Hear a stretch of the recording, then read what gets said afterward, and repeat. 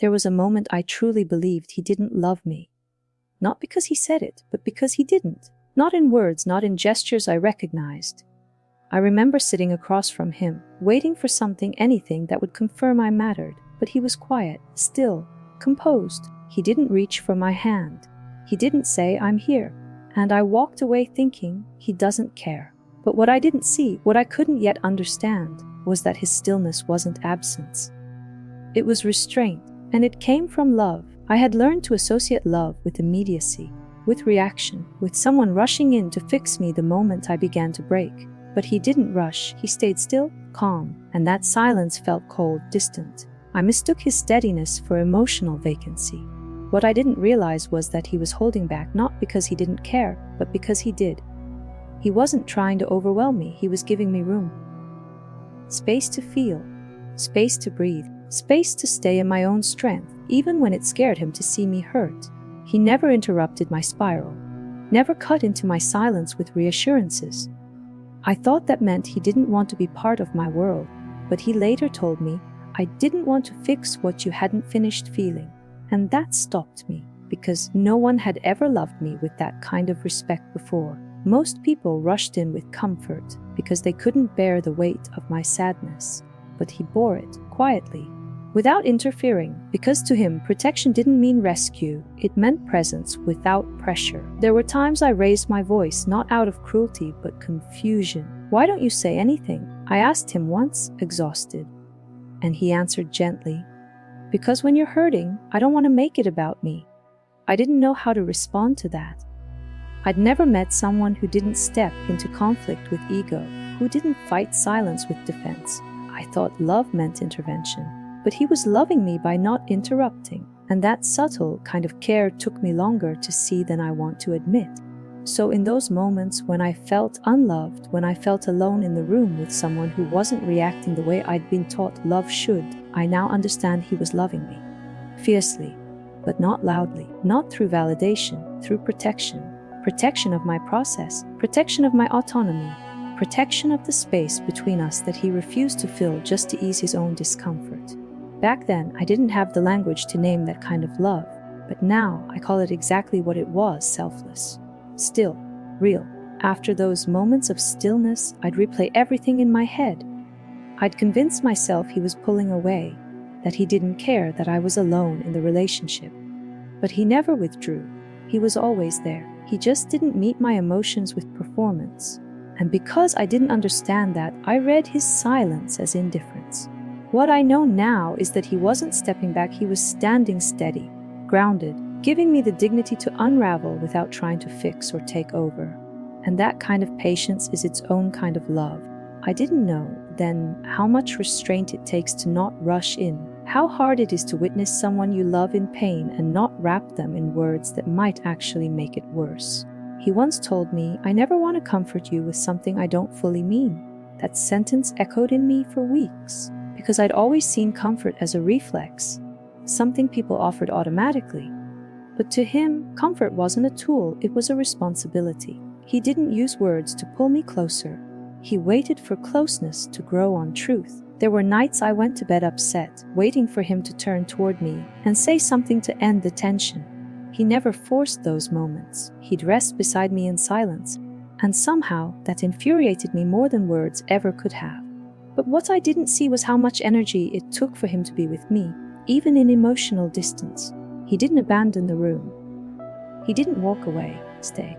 And in hindsight, I understand he believed in letting the storm pass without making it about his own discomfort. I used to compare him to men from my past. Men who shouted, who begged, who flooded me with apologies they barely understood. And for a while I thought that noise meant effort. That emotional messiness was proof of investment. But he never reacted that way. He didn't match chaos with chaos. He responded with stillness. And back then, I interpreted that stillness as emotional absence. I see now it was emotional maturity, a strength that isn't loud, but unshakable in a way I hadn't yet learned to trust. What I thought was distance was actually discipline. He knew not to project onto me, knew not to say things in anger that he'd later regret. He held his words until they were clear, until they were kind, until they could land without harm. That silence, which once felt cold, I now understand was an act of protection, not just for me, but for us. Because he wasn't trying to win the moment. He was trying to preserve the relationship. And that kind of love is harder to recognize because it doesn't shout, it holds, it guards, quietly, faithfully. I used to believe that the people who loved you were supposed to rush in, arms open, words ready, solutions in hand. But he never did, not because he lacked urgency, but because he respected the timing of my emotions. He didn't try to interrupt my sadness with silver linings. He didn't dismiss my anger with premature apologies. He gave me the space to feel fully without trying to drag me back into comfort. And at the time, I saw that space as detachment.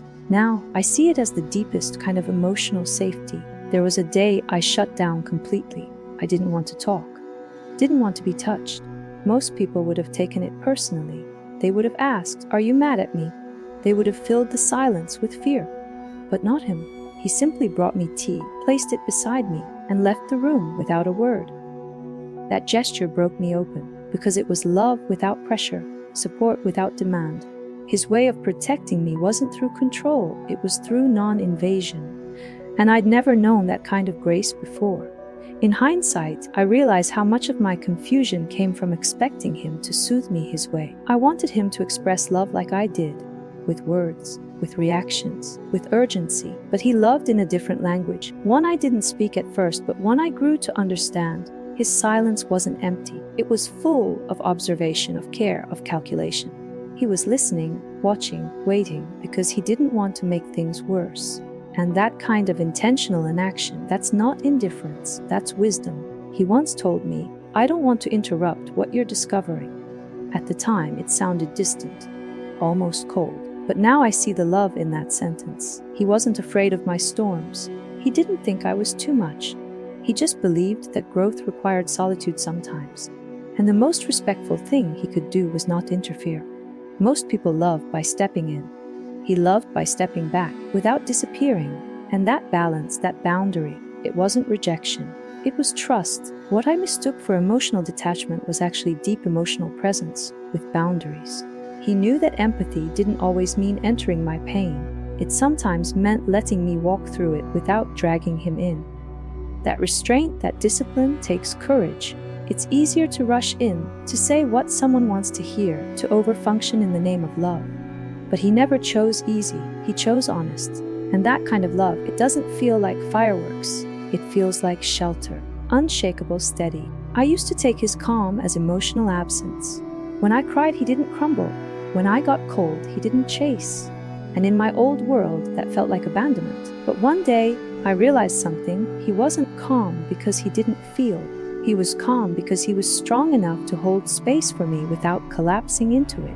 His distance wasn't withdrawal, it was trust. He trusted me to return to myself. And in doing so, he gave me back something I didn't even know I had lost, my own emotional agency. The hardest kind of love to accept is the one that doesn't mirror your wounds. I was used to being pursued when I pushed away. Used to drama, noise, emotional explosions. He offered none of that.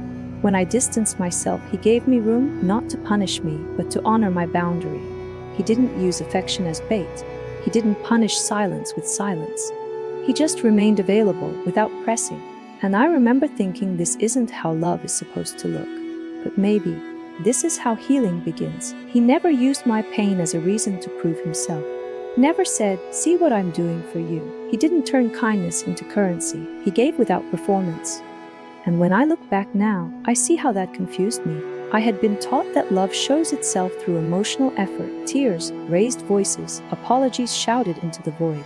But he showed effort by not reacting, by not losing himself just because I was lost. And in that steadiness, I found the first safe place I'd ever known. I remember once accusing him of not caring. I said it out of frustration, out of fear. His response: he looked at me, not angry, not defensive, and said, "I care enough not to make this about me." At the time, I didn't understand the weight of that. Now I do. He didn't center himself in my storms. He didn't absorb my emotions as proof of his value. He let me hurt without interrupting the lesson in it. And that kind of selflessness, the kind that doesn't need to be seen, was something I wasn't ready for. Until I was. What I once called emotional distance was actually emotional strength. He didn't avoid my pain, he respected it. He didn't fight to be heard, he chose to listen, even when it was hard. He didn't push in just to make himself feel useful.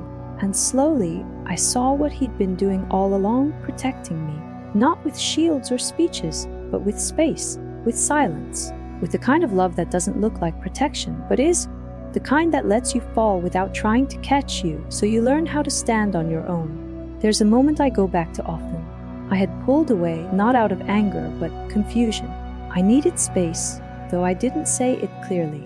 And instead of prying, instead of chasing me down with concern or guilt, he just let me go. Not out of apathy, but understanding. He didn't press for answers. He didn't make it about him. He simply stepped back while leaving the door open. That gesture, so subtle at the time, later became one of the loudest acts of love I've ever known. He didn't text paragraphs asking what was wrong. He didn't demand I talk when I wasn't ready. And in the silence between us, I started to hear something new, my own voice. He gave me back my autonomy without making me feel abandoned. That balance, that restraint, it's what made me feel safe enough to return. Because I knew if I came back, it wouldn't be to a man waiting with resentment or conditions. It would be to the same man who never tried to stop me from leaving, but never stopped being there either. What made his presence so powerful wasn't that he stood still, it's that he stood open. Not arms outstretched in desperation, but open enough for me to re-enter without shame. He never said, "I was waiting." He never asked, "What took you so long?" He simply picked up where we left off, not pretending the pause didn't happen, but not needing to analyze it to death either. And that kind of quiet welcome, that kind of grace, taught me more about love than any apology ever had. I realized then that love doesn't need to be loud to be loyal. He hadn't filled the space between us with noise or performance. He hadn't tried to make me feel guilty for my absence. He just held the structure, quietly, faithfully. And because of that, I came back not out of obligation, but out of truth. I came back because I missed the kind of love that doesn't demand its own recognition. A love that exists in the pauses, in the waiting, in the unspoken understanding, you'll come back when you're ready. I'll still be here. Most people wait to be chosen with tension, with fear. He waited with stillness. He didn't ask me to fill the silence. I did that on my own. He didn't ask me to name what I was learning. I offered it when I was ready. And that's what made him different. His love didn't tighten around me. It expanded to make space for me to grow, even if that meant growing away from him for a while. And when I finally understood that, I cried. Because for the first time, I realized he wasn't protecting himself from me, he was protecting me from himself. The more I reflected, the more I realized his love had always been shaped by intention, not instinct. He didn't rush to soothe his discomfort by offering me quick fixes. He didn't respond just to stop the silence. He chose every word, every gesture, like someone building something meant to last. There was no panic in his presence, no flinching under pressure. At the time, I mistook that for coldness, but now I see it was care so deep that it refused to turn love into a performance. I used to think love looked like urgency, like someone dropping everything to run toward you. But he didn't run, he waited. Not passively, not out of laziness, but with discipline. He let me come back on my own terms, and when I did, he didn't ask for proof. He didn't ask me to explain what I'd learned. He simply let me land, without ceremony, without expectation. That was the moment I realized some people don't need to be told they're doing the right thing. They already know, and they just keep doing it. There's a rare strength in someone who doesn't try to rescue you, but won't let you fall either. He never tried to take my pain away. He never tried to erase my struggle, but he made sure I had a place to stand when I was ready. A place that didn't shift beneath me. A love that didn't ask for apologies, but offered understanding anyway. He wasn't saving me. He was witnessing me, without judgment, without commentary. And I finally understood, witnessing someone's pain without needing to control it is protection. One evening, long after the hardest season between us had passed, I asked him, "Why didn't you fight harder for me?" He paused. Then he said, "Because I didn't want you to feel trapped. I wanted you to feel free and still choose to stay." That answer dismantled something inside me, because I had equated love with pursuit, not permission. And in giving me freedom, He had given me the most honest love of all, the kind that never held me tighter than I was ready to be held. The kind of love he offered never needed to be spoken in grand declarations. It showed itself in quiet gestures, consistent patterns, and unwavering presence. I used to want love that roared, that spilled out of mouths and shattered silence. But his love didn't roar, it rooted. And in that grounding, I learned to hear things I'd never noticed before: the calm in his tone, the pause before he responded, the patience in his eyes. That was his language. And once I stopped demanding translation, I realized I had understood it all along. It hit me one afternoon while folding laundry, how many things he did that I never asked for. The errands, the quiet check-ins, the subtle way he would create comfort without comment. He didn't narrate his care, he just lived it. I never had to beg for his presence. I never had to perform for his affection. And yet for so long, I thought love needed to be louder to be real. But with him, love had weight, not because of what he said, but because of how completely he showed up without needing applause. He never made me feel like a possession. He never said "you're mine" in the possessive, romanticized way others had. But everything about the way he moved around me, considered me, remembered what mattered to me, it all said, "I see you." He never claimed me out loud, but I never questioned that I belonged. That quiet certainty is what shifted everything, because it wasn't about being kept, it was about being known. And knowing fully that he would never use love to cage me, but only to steady me, I started to notice how easy it was to breathe around him. There was no emotional tension to decode, no walking on eggshells. Even when I was uncertain, even when I brought my fears into the room, he didn't try to dismantle them with logic or force. He let them sit, gave them space, and in doing so, they softened, not because he fixed me, but because I finally had the safety to unravel without judgment. That, I realized, is what being chosen really feels like: not loud reassurance, but a soft place to land. He didn't overpromise. He didn't romanticize forever. He never gave me speeches about destiny or fate. But what he gave me was better. He gave me today, over and over, steady, dependable. And the longer I lived in that kind of love, the more I realized I didn't want someone to predict a lifetime with me. I wanted someone who honored me in the present so clearly, it made tomorrow feel like a natural continuation. That's what he did, not by saying I was the one, but by treating me like I already was. And when I looked back at all the times I'd questioned him, wondered if he cared, doubted if he saw me, I felt a quiet kind of shame. Not because I was wrong to feel those things, but because I hadn't known how to recognize the shape of his love. It didn't chase, it didn't perform, it simply remained. And sometimes the most profound kind of being chosen doesn't look like pursuit. It looks like patience, presence, a man who never tried to prove his love, but never let me feel unloved either. There was a moment, one I didn't recognize for what it was at the time, when I told him I needed space, and he gave it to me immediately. No questions, no resistance, no guilt. I thought he was detaching. I thought, if he really loved me, wouldn't he fight for this? But now I see what he was really doing, protecting me from pressure. He didn't follow me into confusion. He stood back, not because he didn't want to come closer, but because he knew I needed to hear my own voice again, without his echo in the background. In hindsight, I realize how many times I asked him to rescue me without saying the words. Through silence, through withdrawal, through conflict. I wanted him to chase, to fix, to wrap himself around my chaos. But he never did, and I resented that until I finally saw the truth. He wasn't abandoning me. He was letting me face myself. Not because he didn't care, but because he knew real healing can't be done in someone else's arms. Sometimes, love looks like stepping back without walking away. And that's exactly what he did. I used to think protection meant shielding someone from pain.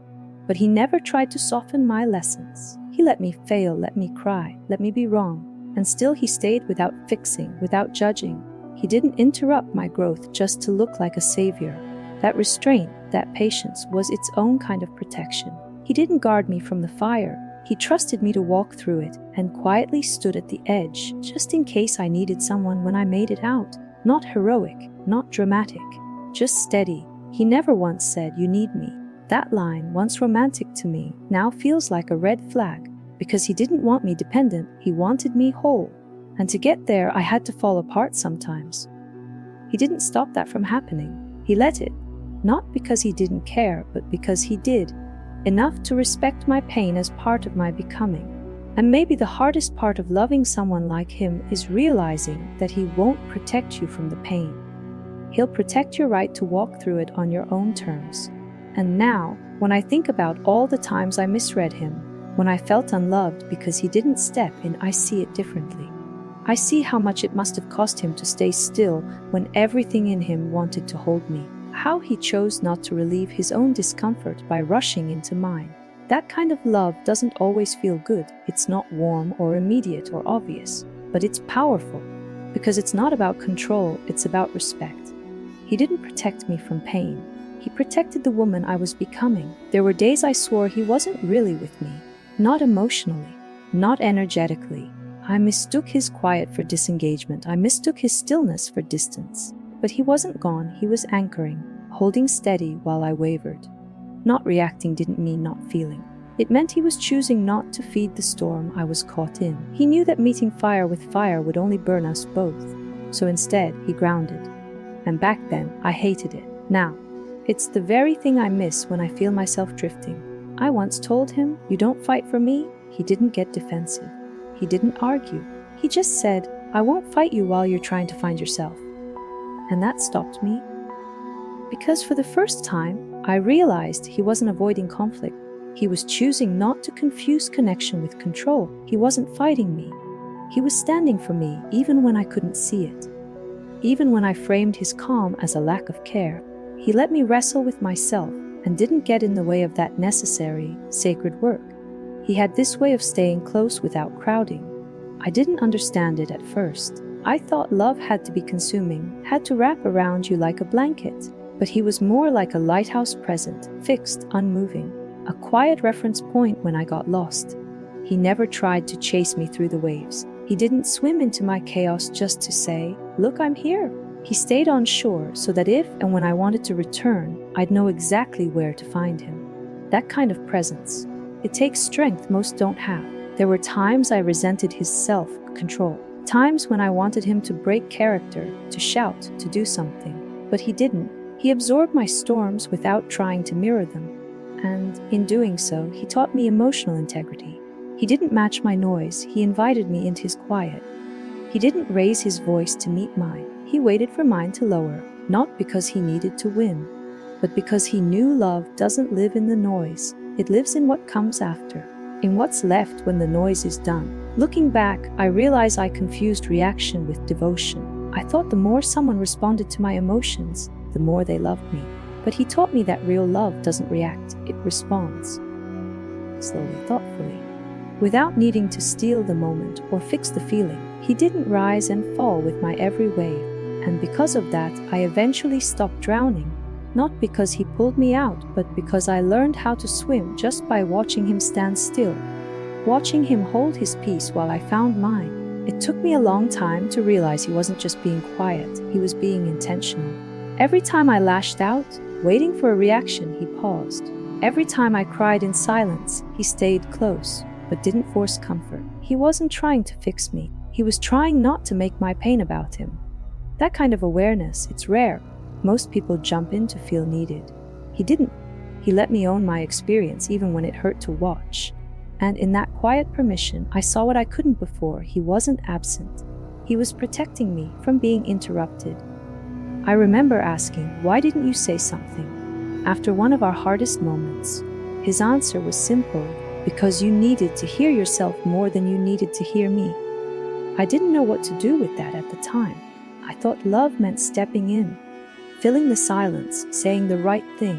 But now I see the weight of what he offered, not solutions, but space. Not comfort, but clarity. He wasn't waiting for his turn to speak. He was protecting the integrity of my process. He didn't rush to reassure me, because he didn't want me to become dependent on his words to feel secure. That used to frustrate me. I thought he didn't care enough to soothe me, but now I know he cared enough not to build love on dependency. He wanted me to know I could fall apart and still belong to myself. He wanted me to discover the strength inside me without using him as a crutch. That's the thing about the kind of protection he offered. It wasn't loud. It didn't feel like holding, but it never let go. The love I was used to came dressed in noise, grand apologies, emotional swings, messy affection. But his love, it came wrapped in patience, in the decision to not act unless it was right, in the choice to not soothe just to feel useful. I used to take that restraint as rejection, but over time I understood he was protecting me from temporary comfort that would delay deeper growth. And maybe that's what real love is, not stepping in every time you can, but knowing when not to, when presence matters more than performance. Now when I look back, I don't remember what he said. I remember how he stayed. I remember the way he never panicked, never pressed, never pushed. The way he trusted my silence, trusted my process, even when I didn't. That's how I know he loved me, not because he shouted it from the rooftops, not because he chased me through my chaos, but because he held a steady ground for me to return to on my terms, in my time. And in doing so, he taught me that sometimes protection doesn't come with armor. It comes with restraint, and that's far more rare. He never raised his voice to win an argument, never stormed out, never guilted me with silence or withheld affection to prove a point. And at the time, I thought it meant he didn't care enough to fight. But now I see the power in what he didn't do. He wasn't avoiding conflict. He was refusing to turn love into a battleground. He was choosing preservation over power. And that, I've come to learn, is one of the highest forms of love, knowing you could win, but choosing peace instead. There were things he could have said to comfort me, to calm the storm, to stop me from spiraling, but he held back not to punish but to protect, because he didn't want to say something just to make the moment easier, only to have it feel hollow later. His silence wasn't absence, it was discipline. He waited until he could mean what he said, and while I used to crave instant relief, I now respect that restraint more than any quick reassurance. He didn't want to pacify me. He wanted to honor me with truth. He never told me, "You're too emotional," even when I wasn't. Never told me to calm down, even when I was loud. He never tried to contain me. He just made sure there was space for me to be all of me without collapse. And I didn't realize until much later how much strength that required. To be with someone who feels deeply and still choose not to react out of your own discomfort. He didn't try to shrink my feelings. He let them take up space. And that, more than any romantic line, made me feel truly loved. There's something incredibly humbling about realizing that someone protected you quietly while you misread them completely. While I was questioning his care, he was shielding me from his own ego, from reactive words, from creating wounds we couldn't take back. He was protecting the relationship by not making it about himself in my lowest moments. And now, I understand the people who love you most aren't always the ones who reach out the fastest. Sometimes they're the ones who stay still when your world is shaking, so you have something solid to lean into. And as I look back, I see that the love he gave me wasn't built on constant expression, it was built on quiet integrity. He showed up the same whether I was soft or sharp, silent or screaming. He didn't adjust his love to match my mood. He didn't need to, because his love wasn't reactive, it was rooted. That consistency, that depth of character, it was his way of saying, you don't have to earn this, and you don't have to fear losing it. And maybe he never said those words, but he lived them. Every single day, I used to think love was the person who rushed in to fix things, who offered immediate comfort, who said all the right words when I needed them most. But he taught me that love isn't always reactive, it's reflective. It doesn't always speak when it's most emotional. Sometimes it stays quiet, not because it doesn't feel, but because it feels enough to respect the moment. His silence wasn't cold, it was sacred. It wasn't empty, it was full of patience, full of a love that cared more about doing no harm than being understood. He never said, "I'm protecting you." But I can look back now and see how often he did. When he stayed silent instead of saying something he'd regret. When he let me leave the room without chasing me, so I could breathe. When he didn't take my pain personally. When he didn't answer emotion with ego. He wasn't stepping away from me, he was stepping aside so I could grow safely. And that's not passive, that's one of the bravest things a man can do: love without control. Stay without smothering, witness without invading. I once begged for men to say the right thing, to explain themselves, to validate me. But with him, I stopped begging because I started feeling what I used to need to hear. And that shift was everything. I began recognizing the kind of protection that isn't loud or obvious. It doesn't come wrapped in grand gestures. It comes in choosing not to escalate, in being slow to speak, in standing beside you instead of over you. That kind of protection isn't romanticized often, but it's the kind that lasts. Now, when I look at him, I don't need him to recount the times he kept quiet for my sake. I already know. I feel it in the safety I carry around him, in the trust that settled into my nervous system. He never raised his voice to command love, never rushed to rescue me for recognition. He let me rise on my own and held the door open when I was ready to walk back through. That's not passive, that's devotion. The kind that lets love breathe, the kind that lets a woman become herself fully and still be held. So when people ask me how I knew he loved me, I don't point to what he said. I point to what he didn't. I point to the restraint, the grace, the way he never made my pain about his pride. I tell them love isn't always the man who speaks first, it's often the man who listens longest. The one who holds the room steady while you find your way. The one who doesn't just love you when it's easy to say, but protects you when you don't even know you need it. That's the love I almost missed. But now, I'll never forget.